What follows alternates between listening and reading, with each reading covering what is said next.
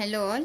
Now we will see algorithm to delete a node from doubly linked list. First we will see deletion at starting position from doubly linked list. For deletion we have to check three things. First of all we will check whether linked list is empty or not. If linked list is empty then there is no chance of deletion. In that case you just have to return. Second step is to check whether there is only one node in linked list. If there is only one node in linked list, then after deletion you need to set L and R pointers both to null. And if there are more than one nodes in linked list, then we have to update the pointer accordingly. So now first of all let us write algorithm to delete a node from linked list. Algorithm delete at start position from doubly linked list. I am writing here L and R. L is a pointer pointing to start of the node and R is a pointer pointing to end of the linked list. It is pointing to end node in the linked list. So step 1 is to check for underflow condition. Check for underflow.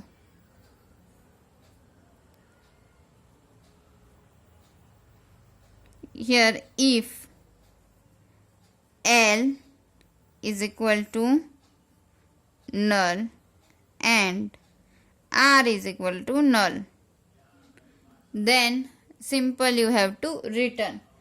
You have to write underflow and return. You cannot delete any node from this linked list which is still not constructed. So simply we will return from here. Our next step is to delete the node. So step 2, delete the node. We will take a temporary pointer and set this pointer to left because you have to delete first node from your doubly linked list. So temp will point to first node whose address will be with pointer L. Now you have to check whether there is only one node in linked list or not. So when L and R both are having same address, that means there is only one node in linked list. There is only single node. In that case, you need to update both L and R to null. L and R both will have null, right? Now else, what you have to do, if there are more than one nodes in linked list, then simply you need to set L pointer to next node.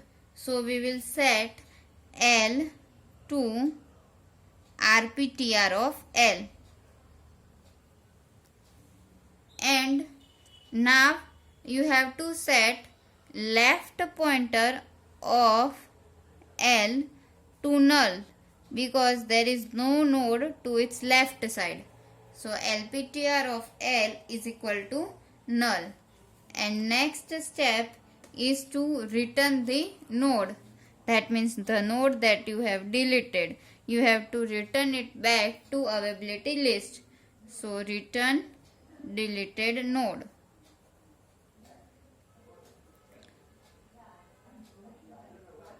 Return